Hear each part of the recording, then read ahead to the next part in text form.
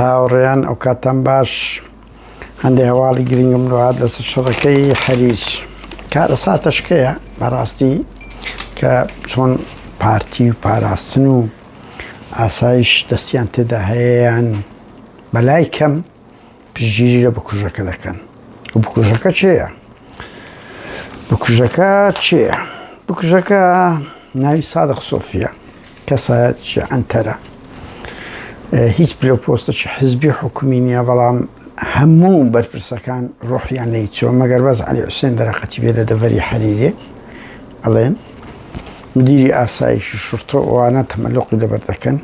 ئەو منتیقانە داوەتکاری دەکەن هەفتا داوای لەسەرە بڕۆن بپرسن خۆی و ئەرشەدی برای و برازاکانی هەفتا سکاڵای لەسەرە کوشتن بە کوشتن بە تەحەدا بە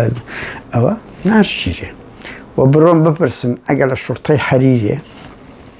ئەو کابرایە مدیر شورتە و جێگیر و پۆلیسەکان نەزانن کە بە ئەمری سەری ڕەش پێیان گوترێ ناوی ئەو کابرایە بچیرێت نابی بچیرێ هەفتا سکاڵای لەسەرەوە کەیف خۆی دەسوڕێتەوە دوێنێ سەعات 3:30 لەو ماڵەیدایە لە بەرچاوی خەڵک لە بەرچاوی تەنانەت دەڵێن مسلیم و نەبەست لە بەرچاوی ژن و منداڵەکانیان کوژراینە و بە عنتەریات کاکەم قوتار بووە تێپەڕیە چتۆ ماڵێ دووەنەوشە پڕ لە چەکی ناتۆی پێدەگۆترێ هاتینە قوتاریان کردیە و ئێستا لە سەری ڕەشە و ئێستا کاک سادق و ئەرشاد لە سەری ڕەش تەسەوەڕ کە ئاسایش نەیتوانی قوتاری بکە بیگری چ کارە ساتەکە 6 سەعات شەڕ بووە قوتار دەبی ئەوە ئینهیاری حکوومەتە مەسرور بارزانی ئینهیاری حزبەکەت و حکوومەتەکەتە چقەش لە 3:30 لە بۆ 9 لۆدەی شەوێ ئەو جتوانیان شەڕەکەی کۆنتڕۆل بکەن کورای هاوار 5-6 سەعات لە ناو حەریریە شەڕبی لەبەر چاوی خەڵک پۆلیست بکوژێ پۆلیست بکوژێ 3 کەس شەهید بووە 3 بریندارە کە لەوانەیە کەچیان پۆلیس و 3 پۆلیس بریندارە ئەوە هەتچی حکوومەتە کاتشم قوتاربی بە ئەنتەریات نەگیرێ وەزیری ناوخۆش دەرێ وەڵا دەبی بگیری ئەوەکە داگە بوێرن دەیگرن دەیان ئەمر قەبزی هەبووە نەوێرایە کەس بیگری تا ئەنتەرەکە دەڵێن سەرانەی لە سەخان و زەوی ئاژەڵ و ئەوانە لە خەڵک وەردەگری بە ئەنتەریات بەخۆی و بە ئەرشەدی برای لۆش هاڕیان بە شەکلەوانە ئەوانەی شەهید بوونە لە عەشیرەتی مامسارن کە پارتیش بوونەوە عەشیرەتە پێشتر بەڵام دوای ئەوە لە پارتی دڵیان ئێشایە پارتیش ئیهمالی کردینە بەشێک لەوانە ئینتقامەلەوەی لە عەشیرەتەکەیان کورە بەس زۆر کارە ساتە ئەتی 6 سەعات شەڕبی شەڕت پێ نەکوژێتەوە حکوومەت لە بن پیری سەری ڕەشان حەریر و سەری ڕەش و مەسیف چەند دوورە پێت نەکوژێتەوە شەڕێک 6 سەعات بخایانی وە کابراش قوتاربی ئەو مجریمە سادق